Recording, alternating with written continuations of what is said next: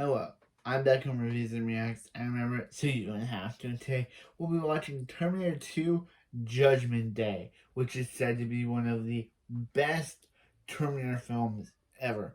Created in 1991,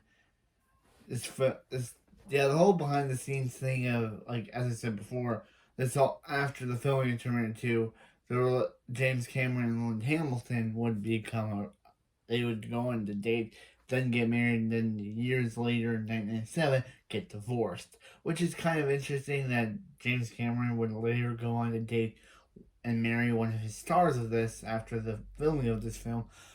But we are just here to talk about how great this film is.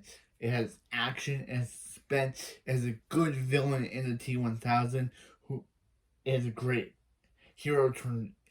villain turned hero in Arnold, because in the last film he played the villain, but here he plays one of the one of the heroes, which is kind of interesting. And yeah, and we get A for long as John Connor. People think that John Connor has a curse because he's the main character in 2. He's the bad guy in 5, and he gets killed off in. He's the main character in 2, the main character in 4, becomes the bad guy in 5 and gets killed off in 6. So what's up with the movies and not liking John Connor?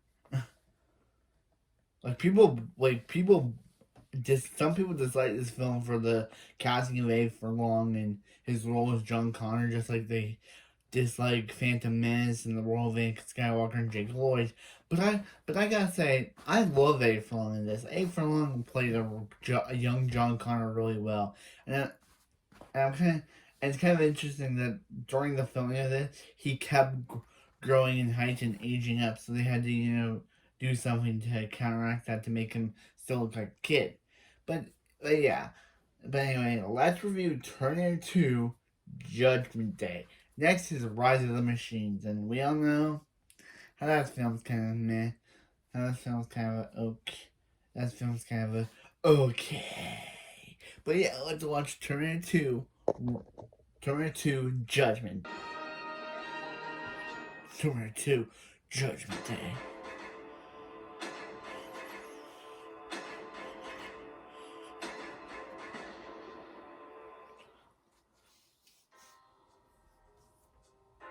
Hello, I'm the nostalgia critic. I remember it so you don't have to.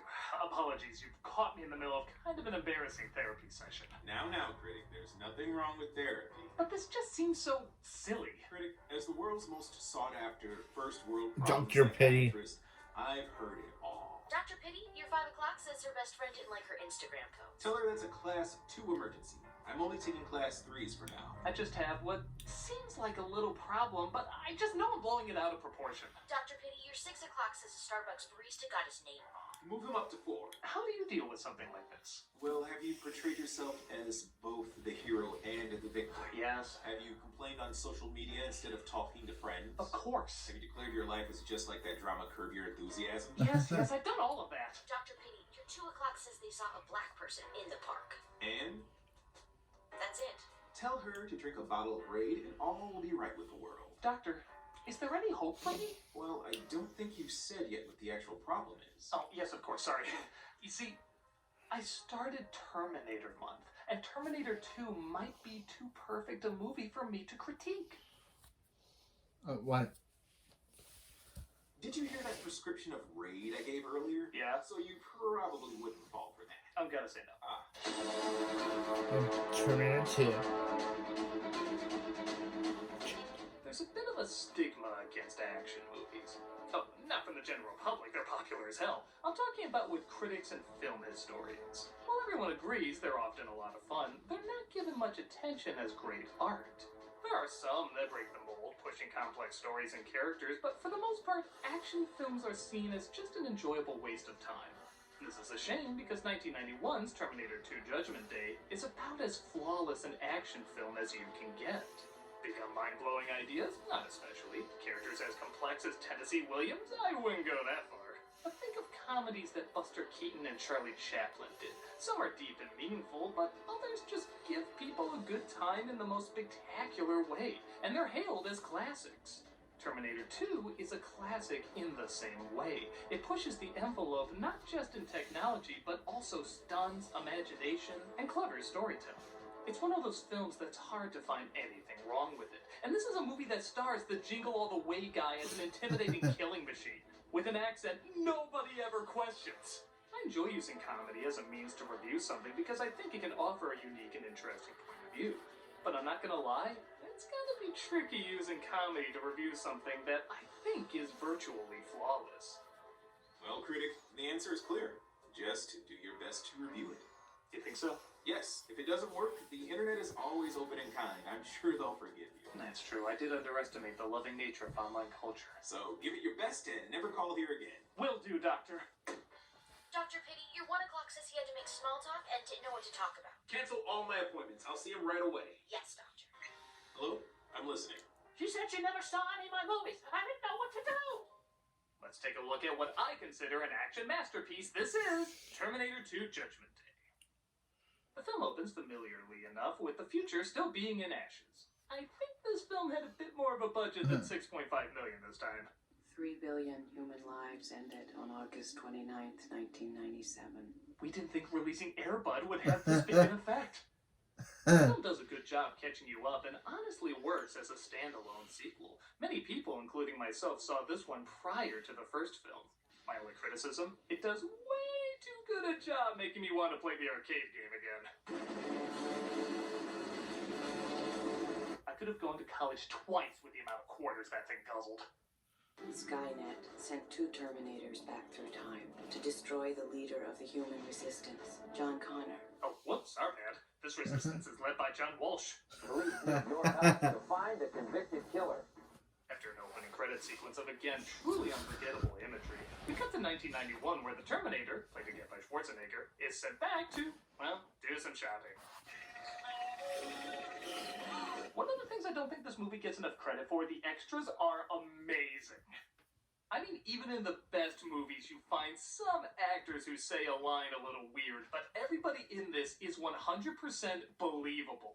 Most films would have everybody react the same way to something like this, but everyone has a unique reaction. Some are shocked, some are confused, many aroused. Told you we were having Austrian Wiener Schnitzel tonight. He takes the clothes from one of the bikers and... Let me make it clear, there was a time when this song was not only used for kid troublemaker movies. And this was after that. The You Could Be Mine song was a better choice. Like before, somebody else is sent back, the T-1000, played by Robert Patrick. This film does a good job tricking you into thinking Arnold is still the bad guy and Patrick is the human hero. Notice, it just looks like he knocks out the cop. We don't know he can change into anything. The clothes you assume he stole as opposed to shapeshift. And even his mannerisms are a lot more human compared to the other Terminators. He's a good-looking boy. Do you mind if I keep this picture? No, go on. For a lot of people, it's a legit surprise when Arnold says get down, as up to that point, you could easily see either as the hero or villain. This brings us to a young John Connor, played by Eddie Furlong, whose step-parents are not thrilled about his rebellious ways. I swear, I have had it with that goddamn kid. Todd! What? He hasn't cleaned that room of his in a month. Well, you did brownface and aliens. Nobody's perfect. Please insert your stolen card now. Draw 300. Yes! Little does he know his best friend utilizes this hacking technique to become the world's youngest millionaire. Morning, Sarah. We're then reintroduced to Sarah Connor, played again by Linda Hamilton. And you know how in the last film the psychiatrist said this? This is great stuff. I could make a career out of this guy. Well, I think he did, as he's now one of the head honchos in this mental institution and is probably making even more money on the committed Connor saying the exact same thing. I'm sure it feels very real to you. On August 29th, 1997, it's gonna feel pretty fucking real to you too. At first I was annoyed that she was saying the exact same thing that clearly didn't work for the committed Reese. But the more I thought about it, being the only person who knows when the apocalypse is and lying about it for many years, you would probably crack at some point. In fact, this is one of the few films that repeats a lot of similar lines and actions from the previous movie, but it feels totally natural. When you hear lines in Home Alone 2 like, Well, you got your wish last year, maybe you'll get it again this year. This ain't like the last time. it feels forced and phony. So many sequels do this just so you can say, I recognize that thing that was good Yeah. before, therefore He this is said good. it. He said it. He said it. Surprisingly feels organic. When they pause the video at a similar time they did with Reese in the first movie, she remembers and knows she has to change her game plan. You don't exist. I know that now. When Arnold says, Come with me if you want to live. it shows her he's the good guy, but in the most ironic form as what was trying to kill her in the last film. Even the climax, driving two vehicles, they crash and they have to get two new vehicles, resulting in a surprise climax when you think it wrapped up. All of this works because so many of the roles are flipped. Like they all have a chance to relive these moments and do them right, redeeming themselves and even the future of humanity. There's only one that feels a little gimmicky. I'll be back. But would you be happier with? Talk to the hand. Yeah, in the Stars. third film. With that said, their actions don't always work, as Sarah pretends the Terminator is a delusion, but the Doctor isn't falling for it. I don't see any choice but to recommend you stay here for another 6 months. Let's see what happens when we take away the puppy. Meanwhile, at the mall, the Terminator and T-1000 search for John, and I'm not gonna lie, I really wish I could have seen the scene where Arnold bought those roses. Yeah. Yes, I would like a dozen roses, please. Here you go. That's me. It'll be 18 Oh. John plays Afterburner. Oh, my bad. Star Commando. I always confuse the two. Yeah. As his friend notices, Yeah. the cop is scoping for him. Man, there's this cop scoping for you. Check it out. They found out what we did at Camp Anawana.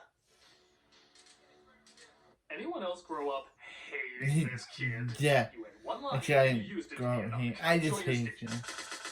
I only watched this film like a year ago, but yeah. For McDonald's. How about a scene for the Guns N' Roses video that literally has Guns N' Roses? I watched this That's film Weekend at Bernie's. it's like Literally 2 years, putting the 1 or Weekend 2 at years ago, Bernie's. and I still dislike that guy, the kid. Admit it, you always felt sorry for that guy too. Yeah, yeah. The moral of the film is if you ever try to do anything good ever, you're gonna bleed. The two Terminators fight with the T-1000 knocking him out. Ooh, the latest foreshadow fashion. And Tom Cruise runs trying to catch up to John. He also might have upgraded his rider. Fun fact, none of the camera crew wanted to get this shot for fear of, well, dying. So Cameron grabbed the camera and took the shot himself. Sports stores don't have as many balls as this guy. Yeah. Ooh. Well, some shots you can make out the stuntman a little bit. Hey, I didn't know Van Damme guest starred in this. The chase is still amazing. From the size and scale to the energized editing to that gun trick you gave up trying after 2 times. No, seriously, I got this. It's all CG. Now, don't take this the wrong way. But you are a Terminator, right? Yes. Cyberdyne Systems Model 101. Oh, shit. Something else that's important to point out, the kid in this movie is actually like a real kid. That's not to say this is the first time this has been done, but more often than not, kids in movies were either there for bad one-liners or just to move the story forward. This one acts like a real kid in the 90s. Hell, honestly, any time period. That her? Yes. She's pretty cool, huh? No, she's a complete psycho. It's not a mission priority. You fuck you! She's a priority to me! He swears, he can be afraid, he fights back, he has legit good insults, he's a little shit, but that's what most kids are around that age. He's played in a way that doesn't get annoying and is extremely relatable, giving him real moments to come to grips with what this new reality means about everything he ever knew. It's like everything I've been brought up to believe was all made of bullshit. I hated her for that. And nobody believed her. Not even me. After this film, this was the gold standard in writing a believable child in a mainstream movie. Even give him credit when he tries saving his step-parents despite not liking them. If you hurry home, we can sit down and have dinner together. I'm making beef stew. But something seems off when the dog keeps barking. Again, a good callback to the first film. Honey, are you okay? I'm right here. I'm fine. Wonder why he can't do an American accent the rest of the time. First appearance I did. And the T-1000 has learned how to make beef stew. Seriously, why does he know how to do that?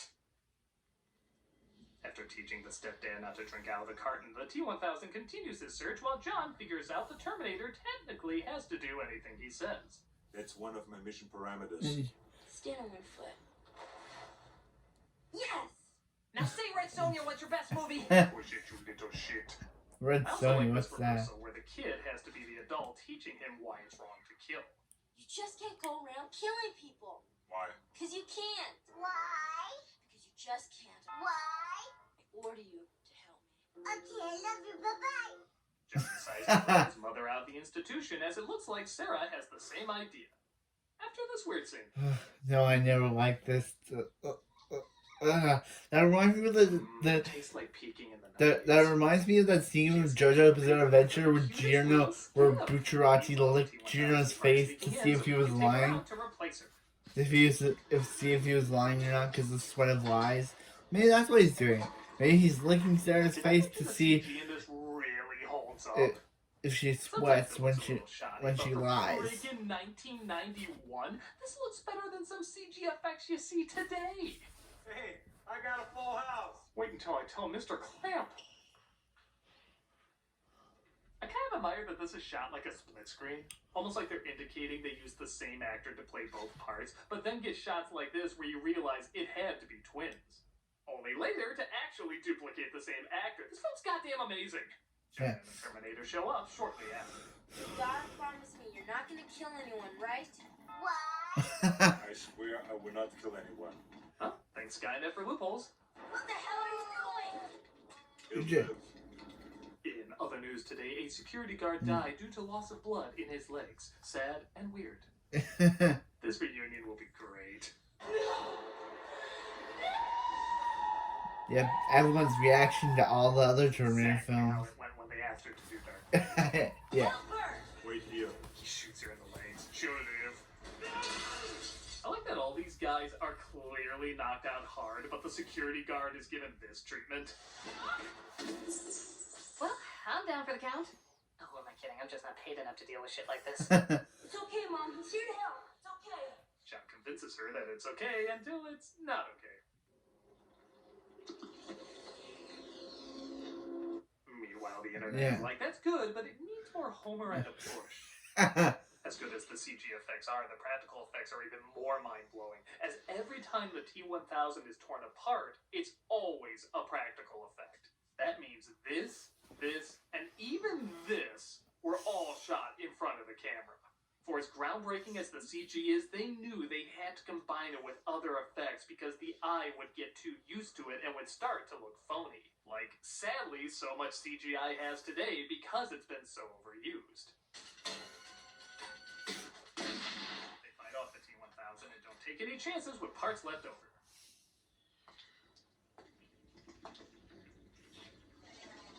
Thank God, I won't have to stuff down there now. Yeah, I'm going out on a dick joke. What about it?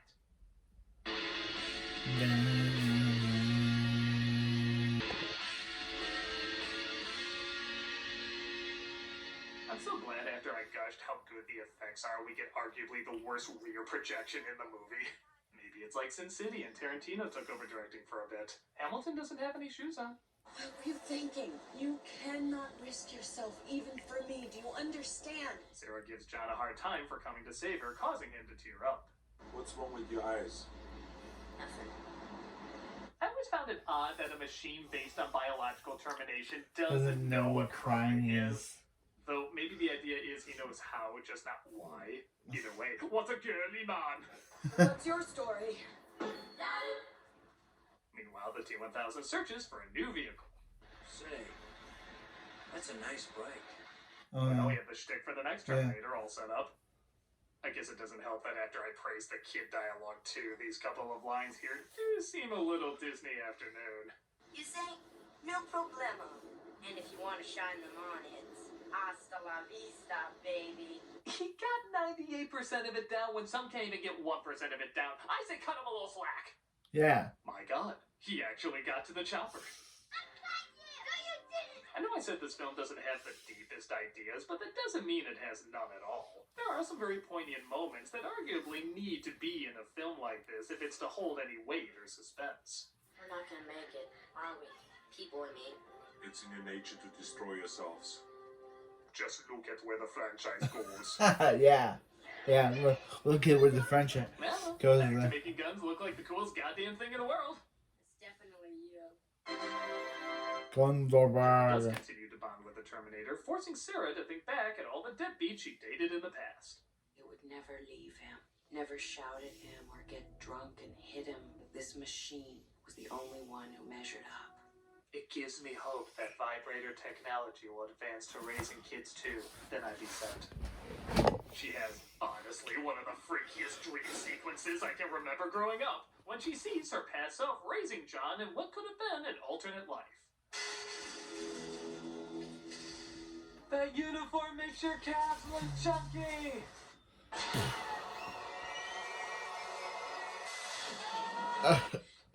Okay, I did that for a reason. To show that a quick cut could still be effective. What's interesting about Cameron, though, is he not only takes it several steps further, but it's several expensive steps further. It isn't just a bright light. It's people set ablaze, the city explodes, countless models are fried, people are nuked into ashes, and even blowing up one of the leads isn't enough. You gotta see her goddamn skeleton. I can't fathom how much a scene like this cost that easily could have been edited out. But you do remember it more. And these images constantly remind you what's at risk and why so many of the grislier scenes are justified. So much so that Sarah's going after the man who's developing the Skynet technology based on the pieces the first Terminator left behind, Miles Dyson, played by Joe Morton. Oh, they also cut the car chase budget down quite a bit. That's right. Stop him before he's a part of a horrible monstrosity! Oh. John and the Terminator show up and try to stop her, not realizing she herself couldn't go through with the act. Are you hurt? You got the wrong house. This is Miles Tyson from the Frozen Meats Company. On the plus side, we might leave with some buffalo chicken dip. Okay. I really dig this moment where, again, the roles are switched and John has to be the parent for a moment, comforting her. Quite different to how she's been treating him throughout half the film. But let's face it, what you remember about this scene is the arm moment. Yeah. My God, these effects! Again, you know this would all be done with CG today, but knowing they built that arm to look like a real human arm and have an operating mechanical arm under it in the same shot? It's insane the attention to detail this movie has. Listen to me very carefully. Put the cookie down. They catch Dyson up to speed, and it's decided they're all going to destroy the Skynet technology before it has a chance to destroy humanity. Unfortunately, the guards spot them, and they call in as many cops as possible, leading to one of the funnier lines in the movie. We got company. Police? How many? Oh, I think. They're led by Captain Kitchen Sink. The Terminator says he'll take care of them without killing anyone. And I had to cross my legs for this scene because this moment gets me so friggin' hard. Where he shoots all of the police cars. Oh, it's like if a gun and a punch could have an orgasm. Oh, something about we're not gonna make it. Violence will be our downfall, whatever. Guns, guns, guns, no, no, no! They're set to blow up the place, but are stopped before setting it off. Oh no, not that guy. Well, that's a 1991 LA cop moment. Not Miles. Dyson's literal last breath setting off the explosions. Again, I legit feel bad whenever somebody dies in this movie. It's like the anti-Wachowski method. The T-1000 works his way in, though, as they work their way out. Get down on the floor, face down! Down on the floor, now! Funny, you didn't give that warning to the unarmed man upstairs, but the guy literally covered in bullets? We should follow the book on this one. He grabs himself an Amazon delivery truck and they drive off, with a T-1000 not far behind. Get out. Tell my wife I died fighting a Capri Sun commercial! Chopper's coming in! It's him. He chases them down, shooting at them, while he forms a third arm to fly. At least, I hope that's a third arm. And again, we partake in one of the coolest action scenes ever.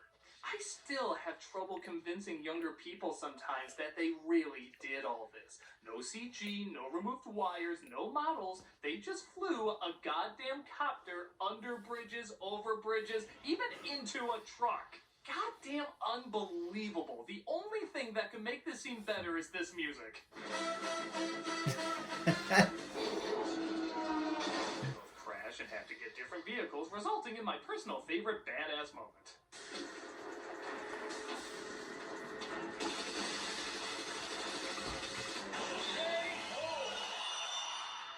The T-1000 gets frozen from the liquid nitrogen truck he was driving, leading to a line so famous, I don't think it needs any introduction. What killed the dinosaurs? The Ice Age! Kids quoted that for years. No, they did not. But the heat starts to melt the pieces together, and they forgot why they couldn't just kick them somewhere else. And they try to get their injured selves to safety. It's funny, I always assumed the T-1000 was acting cocky, taking his time, but this dude was frozen. Maybe he's still just thawing out. Yeah, that's the thing I did anyway. The T-1000 kills the Terminator, but he has a backup the T-1000 didn't know about? And Okay. he tries to take Sarah's form to trick John. Which one do I shoot? Oh, good, one of them will do it for me. They almost knocked him into the lava, but no more bullets. See, I can have quips too. But the Terminator, of course, arrives in time and blows into hell, which I think is where you would see some of this imagery. Ah. I also love this weird-ass sound it makes that it's never made before. Did step on a hive of spider witches? What was that? I like he tries to replicate everything he's transformed into to try and figure a way out, and it also makes him hauntingly surreal nightmare fuel. Ah. Why couldn't this be the Navi's design? Now that would look truly alien.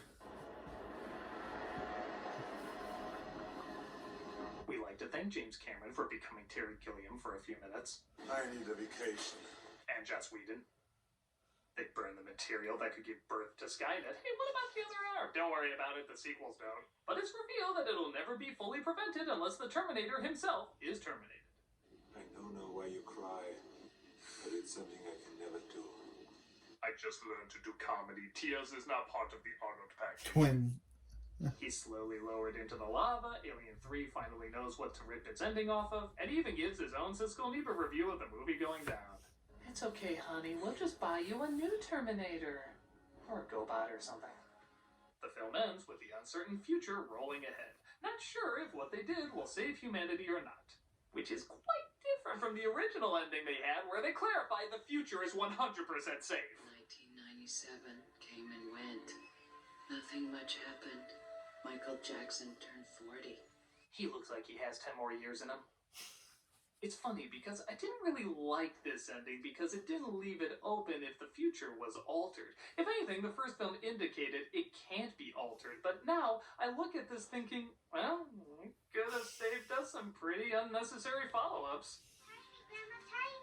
Because if a machine can learn the value of human life, maybe we can too. I think people would have seen it as corny if it stopped here, though, so maybe it's a pick-your-poison type deal. For me, though, Terminator 2 is about as perfect an action film as you can get. Yes. Yes, Because it it is. isn't just the action that's so good in it. Its acting is fantastic. I'm kind of shocked no Oscar nods ever came out of it. The direction is poignant, the callbacks are earned, the threats feel real, the effects are still brilliant, and everybody in it is charming and likable. Anytime it starts to lean towards something maybe a little too silly, it balances out with the intimidating moments that are intense and suspenseful. The same way the first Terminator was chosen by the Library of Congress to go into the National Film Registry to be preserved, I think this film should too.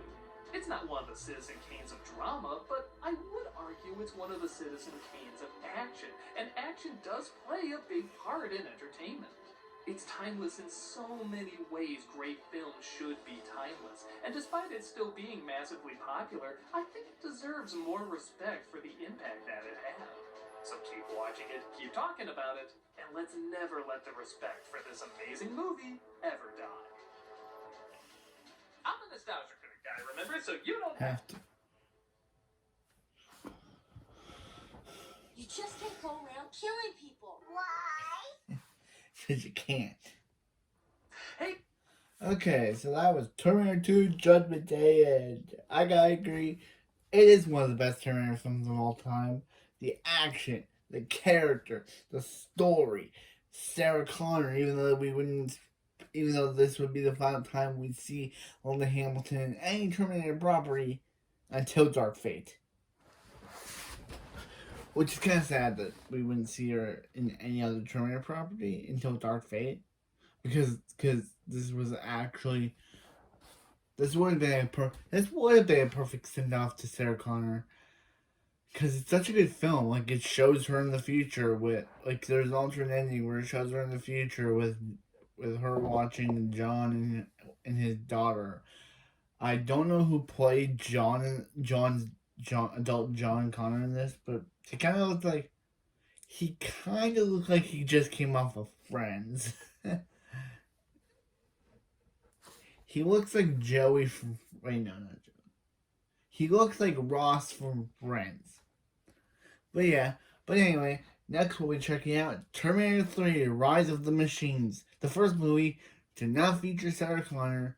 The movie was supposed to have A Furlong in it, but I'm guessing, decided to go get drunk or something and had an alcohol problem, so he looked back years later saying that he wishes he didn't done that, or he would have been in this film. So we have a new actor for John Connor, Nick Stahl. We all know who Nick Stahl is, right? He was on Fear the Walking Dead.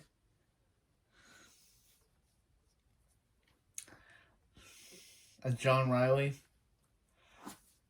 But let's see how he is in his first and only Terminator film, Terminator Rise of the Machines. We also have Arnold back as a new Terminator, and this came out when Arnold was elected governor. So, yeah, he is the first Terminator to be elected governor. Well, let's watch Terminator 3, Rise of